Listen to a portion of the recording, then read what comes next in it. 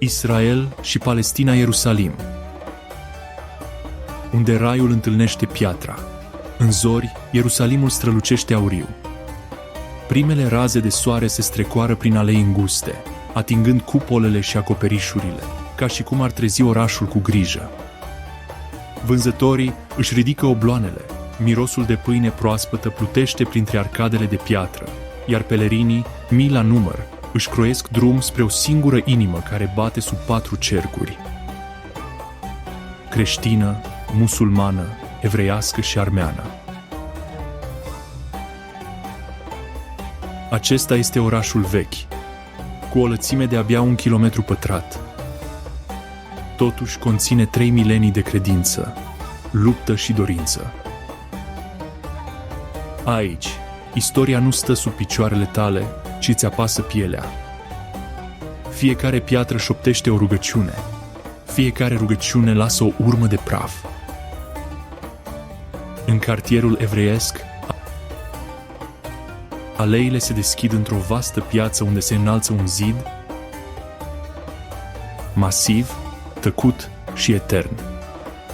Zidul de vest, sau Hakotel, este ceea ce a mai rămas din al doilea templu, distrus acum aproape 2000 de ani. Pentru evrei din întreaga lume, acesta este cel mai apropiat loc de Sfânta Sfintelor, inima cultului antic. Priviți cum bărbații și femeile își apasă palmele pe calcar, cu frunțile sprijinite pe însăși istoria mici bilețele, împăturite cu mâini tremurânde, umplu crăpăturile, șoapte către Dumnezeu, stratificate de-a lungul generațiilor. Unii vin să plângă, alții să mulțumească, toți să simtă.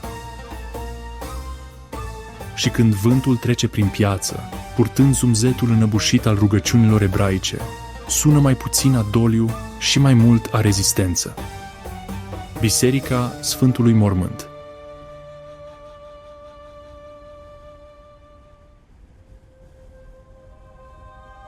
La doar câteva cotituri distanță, în cartierul creștin, se desfășoară un alt pelerinaj. Aici, în interiorul unei bazilici întinse, credința prinde contur la lumina lumânărilor. Aceasta este Biserica Sfântului Mormânt, unde mulți cred că Iisus a fost răstignit, îngropat și a înviat. Aerul este greu de tămâie, fiecare respirație pare sacră. Pelerinii îngenunchează lângă o lespede de piatră roșiatică, piatra Ungerii, despre care se crede că este locul unde a fost pregătit trupul lui Hristos pentru înmormântare. Chiar și după secole, se spune că încă poartă mirosul de smirnă și ulei de trandafir. Se poate vedea pe fețele lor amestecul de uimire și neîncredere, în timp ce ating piatra cu eșarfe, rozarii, chiar și fotografii cu cei dragi deasupra lor. Lămpii vechi pâlpâie ca niște stele care refuză să se stingă. Biserica este un labirint al credinței, greacă, armeană, latină, coptă, toate revendicând colțuri ale aceleiași minuni. Vocile se ridică în rugăciune, fiecare într-o limbă diferită, dar cumva în armonie. Pare mai puțin o clădire și mai mult bătăile inimii lumii sub o singură cupolă, moscheea Al-Aqsa. Și domul stâncii urcă mai sus, pe muntele templului, sau Haram al-Sharif, și vei vedea Ierusalimul de sus. Măslinii mărginesc curtea, lumina soarelui dansează pe plăcile de culoarea mării. În centrul său se află domul stâncii, al cărui acoperiș auriu strălucește sub cer. Aici, al treilea cel mai sfânt loc al islamului, marchează locul de unde se crede că profetul Mahomet s-a înălțat la cer. Pentru musulmani, acest loc este atât istorie cât și promisiune, o legătură între pământ și divin. Lângă ea, moscheea Al-Aqsa, cu o cupolă întunecată și solemnă, își deschide porțile credincioșilor care se înclină într-un ritm tăcut. Sunetul rugăciunilor lor se rostogolește prin curte ca niște valuri. Puține orașe adăpostesc atâta sfințenie într-o îmbrățișare atât de strânsă. De pe un acoperiș poți vedea 3 lumi îngenunchiate, fiecare în fața aceluiași Dumnezeu, dar fiecare în felul ei. Distanța dintre ei nu se măsoară în metri, ci în secole de speranță și durere.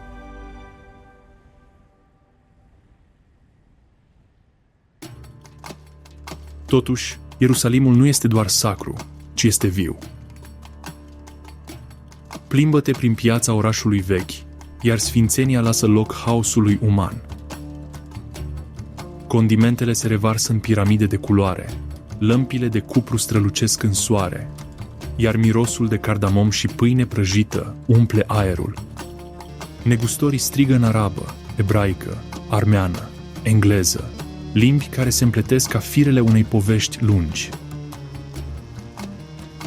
Un rabin trece în grabă pe lângă o călugăriță. Un soldat cumpără rodii de la un băiat palestinian. Aici, credința coexistă cu viața, imperfectă, zgomotoasă, reală seara, când căldura se estompează și orașul se înmoaie. Ierusalimul devine mai liniștit, aproape tandru. Chemarea la rugăciune răsună din minarete, la care răsună clopotele bisericii și zumzetul lumânărilor de vineri aprinse. E ca și cum orașul însuși ar expira, un singur suspin împărtășit de milioane de oameni.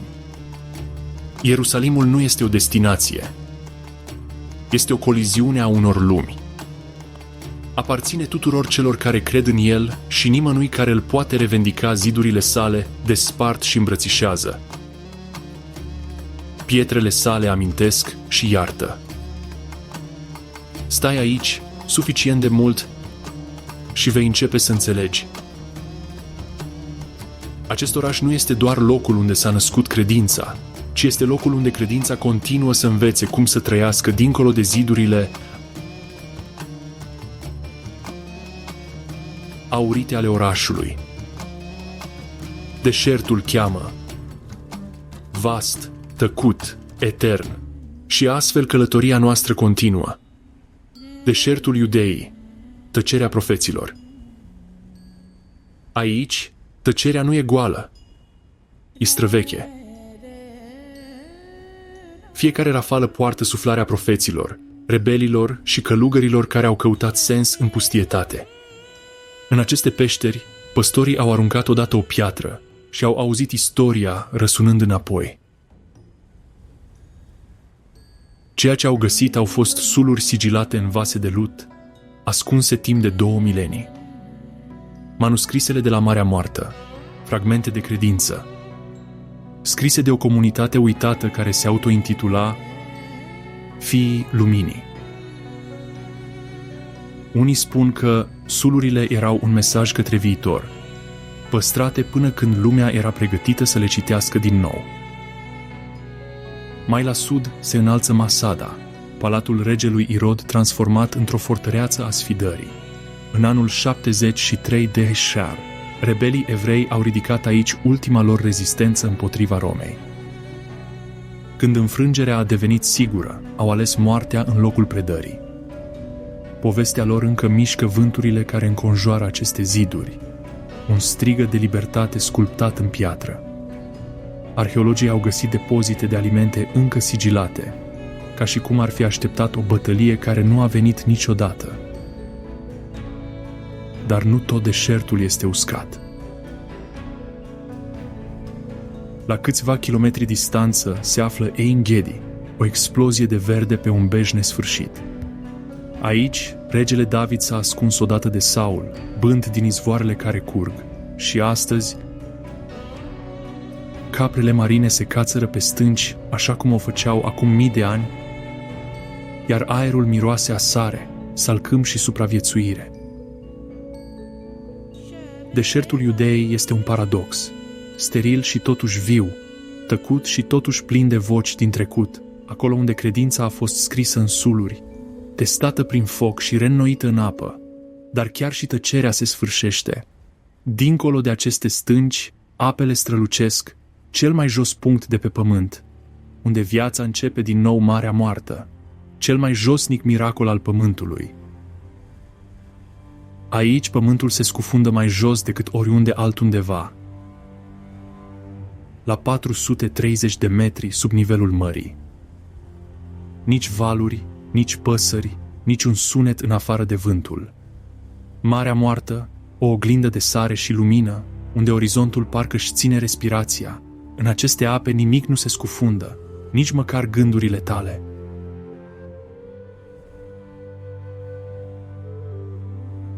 Conținutul de sare este de aproape 10 ori mai mare decât cel al oceanului, ceea ce face ca corpul să plutească, suspendat între cer și piatră. A pluti aici înseamnă a sfida gravitația, a te odihni în liniștea celui mai adânc bazin din lume. La această adâncime, aerul este dens și greu, bogat în oxigen, dar prea dens pentru ca păsările să zboare. Marea trăiește fără viață. Rute comerciale antice gravate în nisip, caravane recreate prin animație sau imagini de arhivă, borcane cu balsam și minerale împachetate, cu mult înainte de apariția turiștilor și a stațiunilor balneare. Această mare era comoara unui regat. Din adâncurile sale venea bitum pentru mumificarea egipteană și săruri pentru comerț.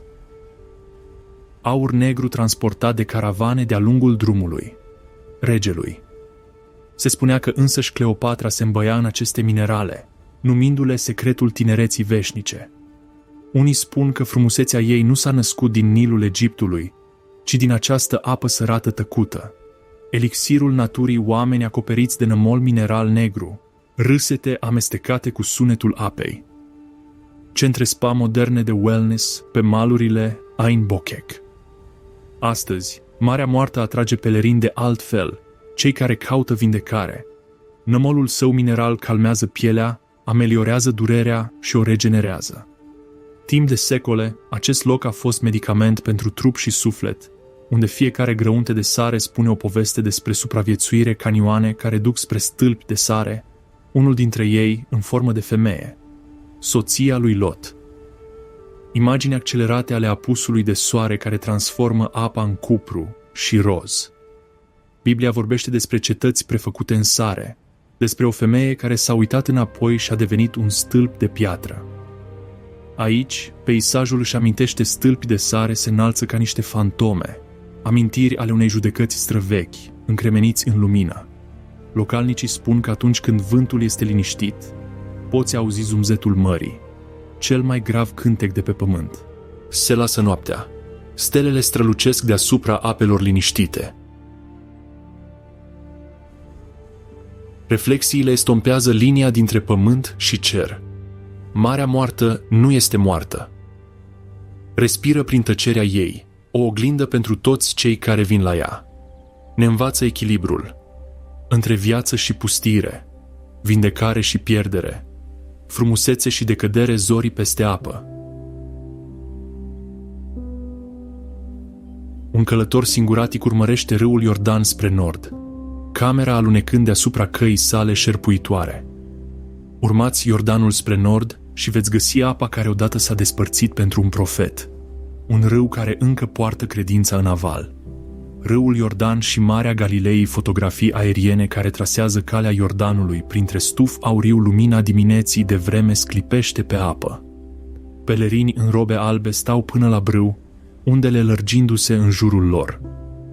Aici începe râul transformării. Iordanul a văzut profeți traversându-i curentele, regi spălând păcatele și milioane de oameni căutând reînnoirea în curgerea sa sacră. În această panglică îngustă de apă, credința prinde formă lumină blândă printre copaci, preoți binecuvântând pelerini, mâinile cu apă în palme, păsări care zboară în cerc deasupra. La Iardenit, lângă Marea Galilei, credincioșii sosesc din toate colțurile lumii, unii îngenunchează în tăcere. Alții cântă în timp ce intră în râu, crezând că ating aceleași ape în care Ioan l-a botezat pe Iisus. Aerul tremură de rugăciune, liniștit, atemporal, nesfârșit. Localnicii spun că, dacă asculți cu atenție, curentul zumzăie la fiecare jurământ șoptit în el. ruine de case din bazalt, lumina soarelui peste sinagogi antice, pescari care repară plase pe țărm. La nord de râu se află Capernaum, umilul oraș pescăresc care a devenit centrul unei revoluții în credință. Aici, Iisus a predicat în curți de piatră, a vindecat bolnavii și a chemat pescarii să-L urmeze. Ecourile acelor zile se agață de pereții de bazalt, întunecați, aspri, dar plini de lumină. Aerul miroase a sare și lemn de măslin. Lacul strălucește ca sticla lustruită, ascunzându-și miracolele de desubt, o adiere ușoară printre flori sălbatice. Vedere panoramică a lacului, pelerini citind versete cu voce tare. Pe această coastă de deal cu vedere la Marea Galilei, el a vorbit despre milă, pace și smerenie fericirile. Cuvinte purtate de vânt, care încă răsună după 2000 de ani. Se spune că fiecare rafală care măturează iarba aici poartă o binecuvântare. Când ceața se lasă peste pantă în zori, localnicii o numesc respirația predicii, semn că cuvintele sunt rostite din nou. Marea Galilei, oglinda credinței și a furtunii bărci de pescuit tăind ceață, valuri ridicându-se sub vântul brusc, soarele apune în spatele dealurilor Golan. Marea Galilei nu este cu adevărat o mare, ci un lac cu apă dulce, adânc, calm, dar predispus la furtuni bruște. Aici, pescarii se temeau odinioară de valurile care puteau deveni violente fără avertisment. Evanghelia povestește despre o astfel de noapte, când vântul a urlat și valurile s-au înălțat, până când o voce a spus: "Pace, liniștește-te." De atunci unii spun că valurile încă șoptesc acea voce atunci când furtunile traversează lacul. Marinarii bătrâni pretind că aud murmure sub apă, vocile discipolilor, care încă vâslesc împotriva furtunii Tiberias. Între credință și odihnă, luminile orașului reflectându-se pe apă, piețe animate, izvoare termale antice care aburind sub lumina lunii Tiberias, construit de romani, prețuit de pelerini, un loc de vindecare și ospitalitate. Izvoarele sale termale au liniștit călătorii timp de secole, în timp ce lacul hrănește atât trupul, cât și spiritul aici. Credința devine viață de zi cu zi, zorii unui pescar, rugăciunea unei familii, binecuvântarea unui străin.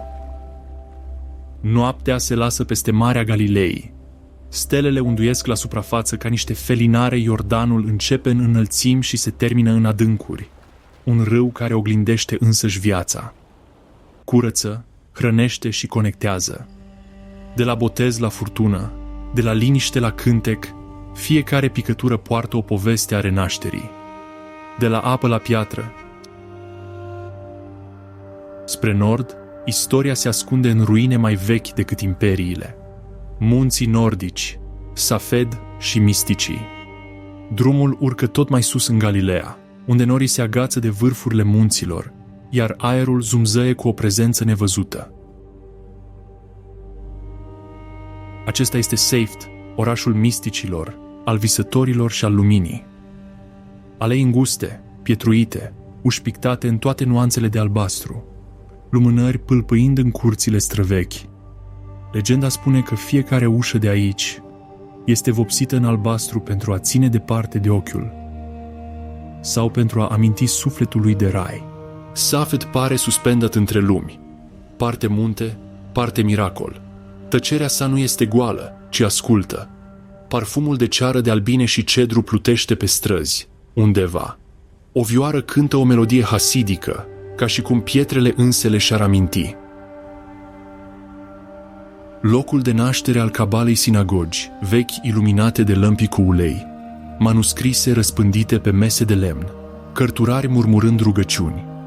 În secolul al XVI-lea, după exil și rătăcire, misticii evrei au venit aici în căutarea înțelegerii divine. Ei credeau că aerul rarefiat al lui Safed îi aducea mai aproape de eternitate. Aici, rabinul Isaac Luria, Ari, a învățat că însăși creația a început odată cu retragerea luminii, astfel încât lumea să poată fi făcută. Fiecare act uman, a spus el, ajută la restaurarea acelei lumini spulberate. Se spune că atunci când Ari mergea prin aleile din Safed, vântul se întețea, ca și cum munții înșiși i-ar fi ascultat cuvintele. Cartierul artiștilor, culoare și spirit pictori, la lucru în studiouri scăldate în soare, vitralii, bijuterii din argint gravate cu litere ebraice. Secole mai târziu, artiștii i-au înlocuit pe mistici. Dar căutarea luminii nu a dispărut niciodată. Se spune că aerul de aici sclipește, pentru că îngerii trec prin el. Pictorii urmăresc această strălucire, încercând să surprindă invizibilul. Fiecare tușă de albastru și auriu se simte ca o rugăciune făcută vizibilă. Chiar și umbrele orașului par blânde. Localnicii spun că asta se datorează faptului că și ei au fost atinși de lumină zorii de pe muntele Meron. Nori care se rostogolesc sub vârf, morminte antice împrăștiate pe pante. Dincolo de Safed se află muntele Meron, locul de odihnă al înțelepților. În anumite nopți, mii de oameni vin aici purtând lumânări și cântece, urcând muntele în pelerinaj. Ei cred că sufletele celor drepți se adună aici, șoptind binecuvântări în ceață. Cu cât cineva urcă mai sus, cu atât aerul este mai rarefiat și cu atât este mai puternic. Sentimentul că raiul nu este departe. Se lasă seara. Cerul devine violet.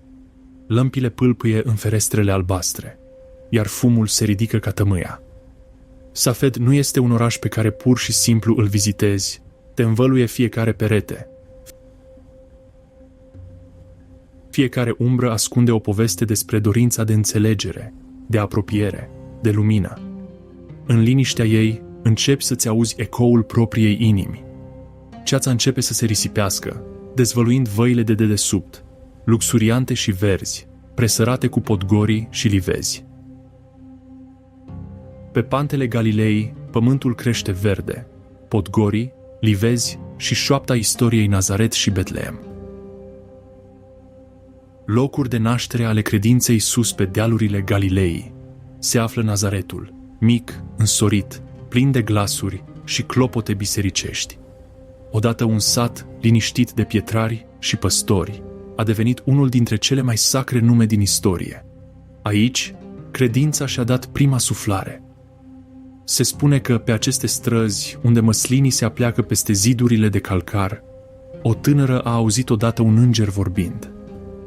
Bucură-te, Marie, i-a spus îngerul, căci ai găsit har la Dumnezeu. Și cu acest salut a început povestea care avea să schimbe lumea. Nazaretul încă păstrează acea liniște, ca și cum aerul și-ar aminti de momentul în care eternitatea a intrat într-o casă obișnuită, Bazilica Bunei Vestiri, locul unde cerul a vorbit cu pământul. În inima orașului se află Bazilica Bunei Vestiri, un sanctuar impunător construit peste locul unde se spune că a fost transmis mesajul lui Gabriel. În interior, națiuni din întreaga lume au oferit reprezentările lor ale Mariei, fiecare diferită, fiecare reflectând viziunea culturii lor asupra harului. Unele o înfățișează cu ochi precum noaptea din deșert, altele cu veșminte de culoarea răsăritului.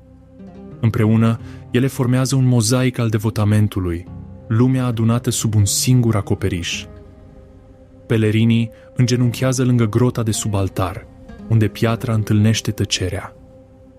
Șoptesc rugăciuni de speranță și recunoștință, iar uneori, lacrimile cad pe același pământ unde a stat odinioară Maria Nazaretul, ne învață că credința nu începe în putere sau grandoare, ci în acceptare tăcută. Din Nazaret, calea șerpuiește spre sud prin văi și plantații de măslini, același drum pe care l-au parcurs odată Iosif și Maria. Este o călătorie a credinței și a oboselii, a prafului și a hotărârii. Și apoi, dealurile se deschid, dezvăluind Betleemul, orașul lui David astăzi, zumzăie de viață, vânzători care cheamă, copii care se joacă, clopote care sună din turnurile bisericilor. Dar sub toate acestea se află o liniște atemporală, care așteaptă în piatră și lumina lumânărilor, Biserica Nașterii Domnului, locul nașterii. În centrul Betleemului se află una dintre cele mai vechi biserici din lume, Biserica Nașterii Domnului. Construită peste o peșteră, marchează locul unde, conform tradiției, s-a născut Isus. Intrarea este mică, atât de joasă încât toată lumea, de la pelerin la patriarh, trebuie să se încline pentru a intra. Înăuntru, aerul este încărcat de secole de tămâie și cântece sub altar. O stea de argint marchează locul exact al nașterii Domnului. Suprafața sa a fost netezită de atingerea a milioane de mâini, dovada cât de mulți au venit, căutând conexiunea cu acea noapte de demult. Se spune că, dacă închizi ochii aici, aproape că îl poți auzi, cântecul de leagăn al unei mame, foșnetul slab al paielor, bătăile inimii speranței Nazaret și Betleem. Două orășele legate de o singură poveste. Una în care s-a făcut o promisiune, cealaltă în care aceasta s-a îndeplinit împreună. Ne amintesc că credința începe adesea în cele mai umile locuri, într-o șoaptă, o călătorie, o iesle. Chiar și astăzi, locuitorii acestor orașe trăiesc printre relicve ale sacrului. Totuși, viețile lor sunt la fel de obișnuite ca ale oricui. Negustori de piață, păstori, studenți, familii. Dar întrebați-i și vă vor spune, divinul este încă aici. Nu în miracole, ci în bunătatea străinilor, în râsul copiilor și în răbdarea rugăciunii. Sub altarul din Betleem, steaua de argint poartă o inscripție latină. Aici s-a născut Iisus Hristos din Fecioara Maria. A fost lustruită de secole de devotament, marginile sale fiind înmuiate de vârfurile degetelor venite din fiecare colț al lumii. Se spune că nimeni nu atinge steaua fără să lase ceva în urmă, o rugăciune, o întrebare, o bucată din sine. În Nazaret a fost rostită o promisiune. În Betleem, acea promisiune a prins contur. Între ele se află drumul pe care îl parcurge fiecare credincios. De la credință la împlinire, de la speranță la lumină. Clopotele bat în ambele orașe, amestecându-se în depărtare, și pe măsură ce ecourile lor se estompează în dealuri, îți dai seama că aceasta nu este doar povestea unei singure credințe, ci povestea căutării nesfârșite a umanității pentru sens, născută din nou în fiecare inimă care îndrăznește să creadă. Coasta mediteraneană, porturile timpului. Mediterana a fost întotdeauna mai mult decât o mare, este o povestitoare. Mareele sale au purtat profeți, pirați, pelerini și poeți către aceleași țărmuri aurii. Aici, pământul respiră sare și legendă, iar fiecare val pare să șoptească o sosire. De la Jaffa la Acra și mai departe până la Cezarea, coasta este un port viu al istoriei umane. Un punct de întâlnire unde Orientul se întâlnește cu Occidentul, iar credința întâlnește norocul. Înainte ca orizontul orașului Tel Aviv să se ridice din nisip, exista Jaffa, unul dintre cele mai vechi porturi din lume. Pietrele sale amintesc de egipteni, fenicieni și de flotele regelui Solomon. Acesta era portul prin care erau transportați cedrii din Liban pentru construirea primului templu. Secole mai târziu, pelerini din toată Europa au debarcat aici, sărutând pământul înainte de lunga lor călătorie spre Ierusalim. Dar povestea lui Jaffa nu este doar biblică, este mitică. Localnicii arată spre o formațiune stâncoasă chiar în largul mării și șoptesc că acolo a fost legată Andromeda, până când Perseu a venit să o salveze și, conform Scripturii, din Jaffa a pornit Iona, fugind de chemarea sa divină, doar pentru a întâmpina furtuna care avea să-i ducă la burta balenei astăzi. Pescarii își aruncă în continuare plasele lângă aceleași stânci, iar rugăciunile lor se înalță odată cu briza mării, ca și cum ar fi făcut ecou pocăinței lui Iona. Mai la nord se află Cezarea, un oraș construit prin ambiție și marmură. Irod cel Mare, regele iudeii numit de Roma, a sculptat acest port din nisip și mare în onoarea lui Cezar August. El a construit porturi care rivalizau cu Alexandria, amfiteatre care cântau odată cu gladiatori și apeducte care încă mai dăinuie ca niște nervuri de piatră de-a lungul țărmului. Pe vremea sa, Cezarea era bijuteria Orientului Roman. un loc unde negustorii făceau schimb de mirodenii și mătase și unde filosofii dezbăteau sub colonade de marmură. Dar istoria de aici este și ea îmbibată de credință. În Cezarea, apostolul Petru l-a botezat pe centurionul roman Corneliu, primul convertit dintre neamuri la creștinism, marcând un punct de cotitură în călătoria credinței dincolo de iudaism. Mai târziu, primii savanți creștini precum Origen și Eusebiu aveau să pășească pe aceleași pietre, scrierile lor modelând teologia secolelor următoare. Acum, Cezarea zace într-o ruină grațioasă. Valurile se lovesc de vechiul hipodrom unde odinioară bubuiau carele de luptă, iar lumina soarelui se filtrează prin arcadele sparte. Simte ca și cum timpul însuși a respirat adânc și s-a oprit, lăsând frumusețea în tăcerea sa. Și mai la nord, acolo unde Marea Mediterană se curbează ca o lamă de argint, se află Acra, sau Aco, cum o numesc localnicii. Acest oraș fortificat a fost odată ultima fortăreață a cruciaților înainte de a fi alungați din Țara Sfântă. Tunelurile sale subterane și sălile boltite încă zumzăie de ecourile cântecelor lor, un cor de mult dizolvat în ceața mării sub străzile sale. Un labirint de piatră duce spre camere secrete, unde cavalerii se rugau odinioară înainte de luptă, crezându-se păzitori ai împărăției lui Dumnezeu pe pământ. Dar Acre este mai mult decât o relicvă a unei cuceriri. Este un oraș care a învățat să supraviețuiască, adaptându-se.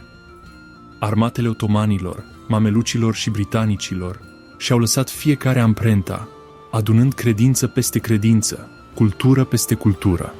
Astăzi, aleile sale înguste sunt mărginite de tarabe cu mirodenii, chemarea la rugăciune amestecându-se cu clopotele bisericilor.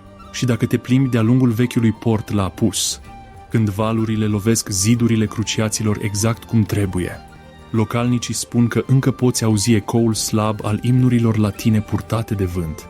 Fiecare port de-a lungul acestei coaste este un prag, un loc unde călătoriile încep și se termină.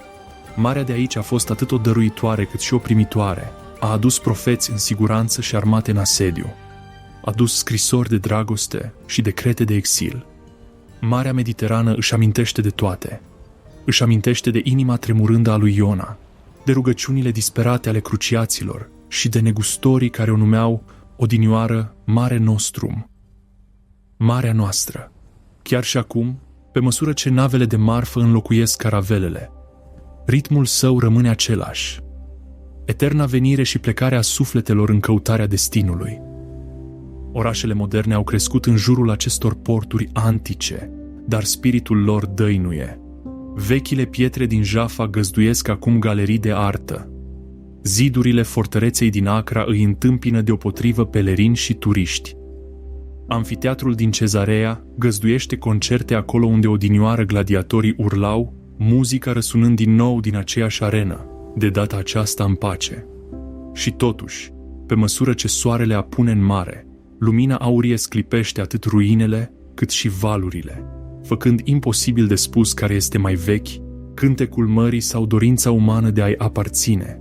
Din sarea și sunetul coastei, pământul se ridică. Aerul devine mai greu de istorie și tensiune umană, povești despre credință și foc. Dincolo de porturi și ruine, dealurile așteaptă, verzi și neliniștite. Drumul urcă din nou spre orașele profeției, politicii și rugăciunii. Dincolo de coastă, dealurile se înalță din nou, iar aerul se îngroașă cu istorie și tensiune Hebron și dealurile amintirii. Cu mult înainte ca imperiile să se ridice și să se prăbușească, înainte ca regii să sculpteze granițe pe hărți, Hebronul exista deja. Se spune că este unul dintre cele mai vechi orașe locuite continuu din lume, un loc unde timpul se cufundă în sine, unde ziua de ieri nu dispare niciodată complet. Cuibărită în dealurile Iudeii, străzile sale șerpuiesc prin milenii de rugăciune, promisiuni și durere. Aici, fiecare piatră dă mărturie, fiecare respirație pare străveche. A trece prin Hebron înseamnă a păși într-o poveste care refuză să se termine, o poveste a credinței împărtășite de miliarde de oameni și un pământ divizat de credință. În inima Hebronului se înalță o structură asemănătoare unei fortărețe, construită din calcar și plină de devoțiune. mormântul patriarhilor sau al-Haram al-Ibrahimii, în arabă. Se spune că este locul de veci al lui Avram, Sarei, Isaac, Rebecăi, Iacov și Leei, patriarhii și matriarhile iudaismului, creștinismului și islamului deopotrivă. Puține situri din lume întruchipează unitatea și diviziunea atât de puternic. Pentru evrei este Maarat HaMachpelah, peștera patriarhilor, al doilea cel mai sfânt loc după muntele templului. Pentru musulmani este sanctuarul profetului Ibrahim, prietenul lui Dumnezeu. Pentru creștini este rădăcina credinței bazate pe legământ, unde ascultarea lui Avram a modelat coloana vertebrală morală a monoteismului însuși înăuntru. Aerul tremură de respect. Cenotafe de marmură se odihnesc sub arcade de piatră, învelișurile lor verzi și aurii fiind brodate cu versuri de laudă. Într-o cameră, rugăciunile ebraice se înalță în murmure joase, ritmice. Peste un perete despărțitor, chemarea musulmană la rugăciune le răspunde între ei, o tăcere neliniștitoare, sacră și încordată. Îi leagă pe credincioși, chiar și în separare. Ieși din altar, iar sfințenia face loc umanității. Piața orașului vechi din Hebron șerpuiește prin alei înguste umbrite de arcade vechi și acoperișuri ondulate. Aici, mirosul de pâine proaspătă și cafea se amestecă cu zângănitul metalelor și strigătele negustorilor care strigă prețurile. Cândva, acesta era inima Hebronului, un loc unde musulmanii și evreii făceau comerț unul lângă altul, copiii lor jucându-se împreună în aceleași curți de piatră. Astăzi, acea bătaie a inimii este fracturată, sârmă ghimpată și puncte de control străbat vechile străduțe, iar deasupra pieței atârnă plase care prind resturile aruncate ocazional de la ferestrele de deasupra, o amintire liniștită a tensiunii suspendate între vieți. Totuși, chiar și în mijlocul acestei fragilități, viața persistă. Un băiat trece în fugă cărând rodii. O bătrână își aranjează măslinele în tarabă. Un soldat privește de pe un acoperiș îndepărtat. Acțiunile de zi cu zi devin declarații tăcute de rezistență, o dovadă că și normalitatea poate fi sacră. Povestea Hebronului nu poate fi spusă fără Abraham, Ibrahim al-Halil, prietenul lui Dumnezeu. Conform tradiției, aici a cumpărat peștera Macpela ca loc de înmormântare pentru soția sa, Sara, prima tranzacție funciară consemnată în Biblie.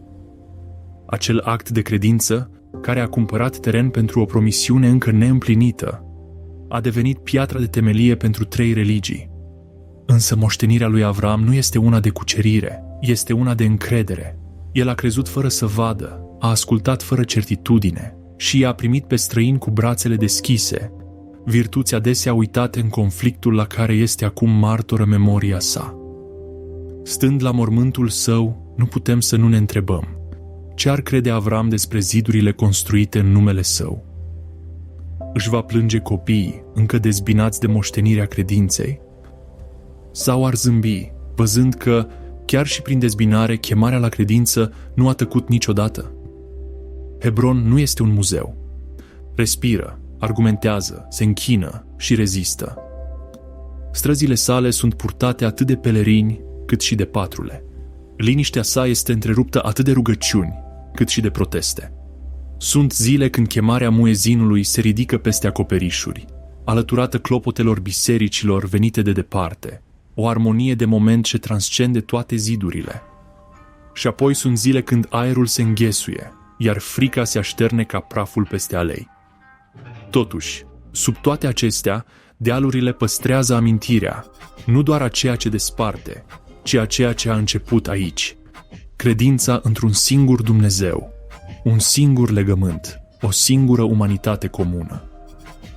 În acest sens, Hebron este mai puțin un oraș și mai mult o oglindă, reflectând ce e mai bun și ce e mai rău în credință, greutatea și minunea istoriei. Puține orașe și-au dus trecutul cu atâta încăpățânare în prezent. Arheologii au descoperit ceramică canaanită lângă pragurile ușilor moderne. Păstorii își conduc turmele pe lângă ziduri străvechi. Pelerinii încă sosesc, cu capetele plecate, șoptind aceleași rugăciuni rostite cu mii de ani în urmă. Orașul își schimbă stăpânii, conducătorii și numele, dar niciodată scopul său.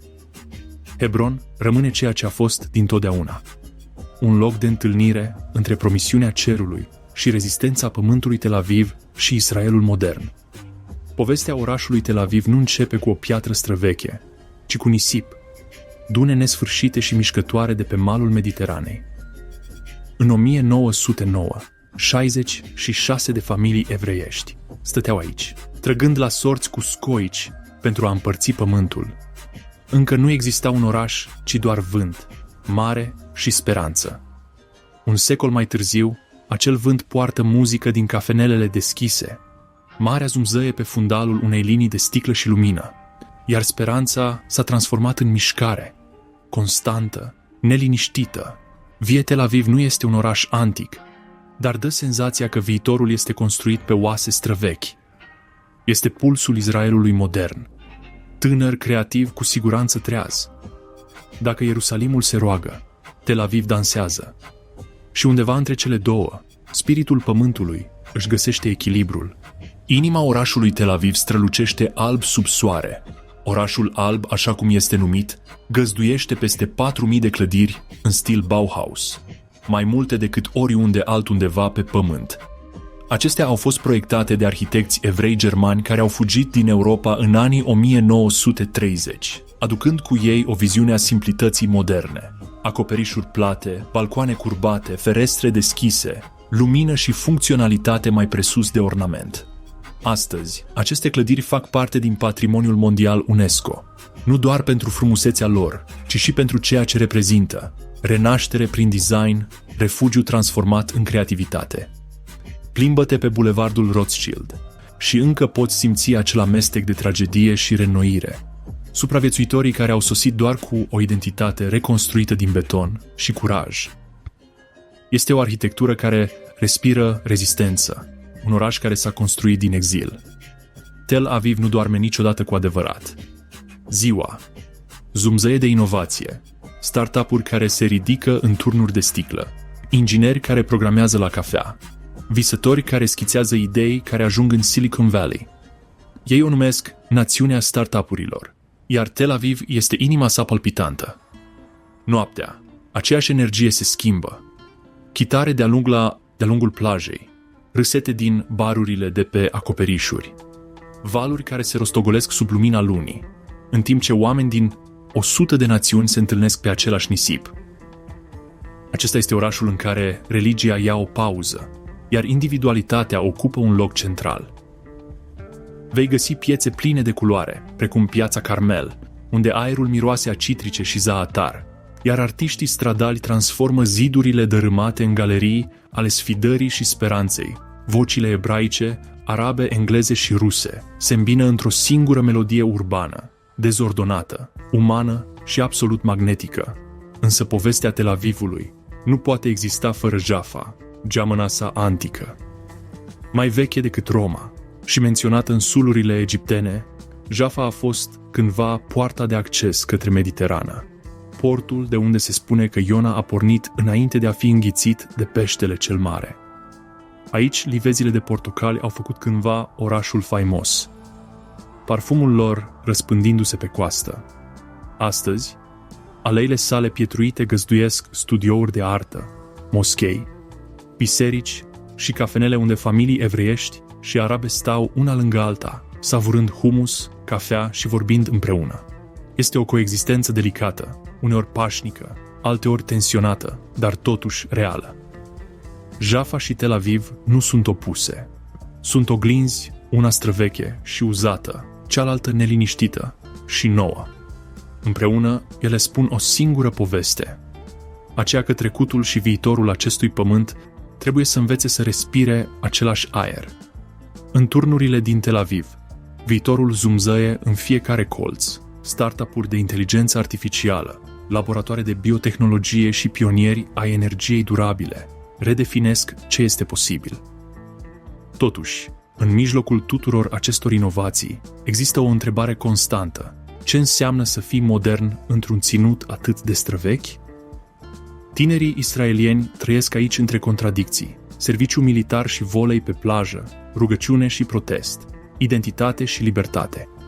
Cafenelele devin săli de dezbateri, plajele devin scene de exprimare. Acesta nu este un oraș care își ascunde tensiunile, prosperă datorită lor. Grafitiul care împroșcă zidurile orașului Tel Aviv nu este vandalism, ci voce. Spune, încă ne dezvoltăm. Fiecare tușă de pensulă, fiecare pictură murală este o declarație că povestea acestei țări este încă scrisă, în pixeli, în poezii, în vopsea. Energia orașului Tel Aviv este contagioasă, dar sub ea se ascunde și reflecție. Orașul știe că pacea este fragilă, că fiecare moment de sărbătoare poartă o umbră de incertitudine. Totuși, alege bucuria, alege mișcarea, alege lumina. De-a lungul promenadei veți găsi cupluri în vârstă plimbându-se la apus, nepoții lor alergând înainte spre valuri. Marea, indiferentă și eternă, reflectă același orizont văzut de marinari cu mii de ani în urmă, doar că acum încadrat de zgârie nori în loc de vele. În această reflecție se află adevărul despre Tel Aviv. Acesta nu este un oraș care încearcă să scape de trecutul său. Este un oraș care îndrăznește să trăiască dincolo de el. Dar povestea nu se termină aici, ci se întoarce acolo unde se întâlnesc toate rugăciunile. Epilog. Țara care nu doarme niciodată zorii. Prima rază de lumină atinge Galileea, vopsind apa în argintiu și auriu pescarii își împing bărcile în valurile liniștite, aceleași ape care odinioară reflectau miracole. Vântul poartă parfumul pământului, al măslinelor și al istoriei. Departe, în Ierusalim, clopotele bat pe străzile înguste. Pelerinii se deplasează pe coridoare de piatră, lumânările pâlpâind pe zidurile care au văzut prea multe lacrimi pentru a le număra. Fiecare pas este o rugăciune. Fiecare șoaptă, o amintire. În Betleem, o mamă își fredonează copilul. În Nazaret, piețele se trezesc, culorile, vocile, mirodeniile se amestecă în muzică. În Hebron, chemarea muezinului se ridică odată cu soarele dimineții, răsunând în casele construite peste oasele mileniilor. Și pe coastă, Tel Avivul e plin de viață, cu plăci de surf și laptopuri, râsete și ambiție, orașul zumzăie de cofeină și posibilități. Viața continuă, neobosită, frumoasă, fragilă. Acest ținut nu doarme niciodată. Când un oraș se odihnește, altul se trezește. Când rugăciunile se termină într-o limbă, ele încep în alta. Este un ținut al unui ritm nesfârșit, al credințelor care se ciocnesc și coexistă, al poveștilor care refuză să se estompeze. Fiecare piatră de aici poartă amintiri. Unele sunt zdrențuite de mâini care ating cerul, altele încă poartă crăpăturile războiului. Totuși, printre acele pietre, viața insistă. Copii jucând fotbal pe alei, porumbei înconjurând minaretele, viță de vie ghemuind peste ruine. Noaptea se lasă peste dealurile Iudeii. Ierusalimul strălucește ca o constelație de lumânări, țărmul Gazei pâlpâie cu lumini pe fundalul mării. Deșertul, liniștit și infinit, păzește amintirile profeților. Și Marea Moartă, nemișcată și străveche, oglindește stelele, ca și cum cerul însuși s-ar apleca mai aproape să asculte. În acest ținut, timpul nu se mișcă înainte, se învârte în cerc, precum porumbeii deasupra domului, precum pelerinii care se întorc mereu. Poți să-l lași, dar el nu te va părăsi niciodată. Pentru că aici, credința nu este un monument. Nici măcar nu este o poveste. Este o bătaie a inimii, persistentă, fragilă, eternă. Și pe măsură ce zorii se ivesc din nou peste Galileea, Pământul răsuflă, obosit, plin de speranță, viu. Călătoria nu se termină niciodată. Pur și simplu continuă cu fiecare pas făcut pe acest pământ sacru. În acest pământ, fiecare piatră are o poveste, fiecare zori o rugăciune. Călătoria nu se termină niciodată, pentru că aici, credința nu este un loc, este o bătaie a inimii. Dar ce părere ai?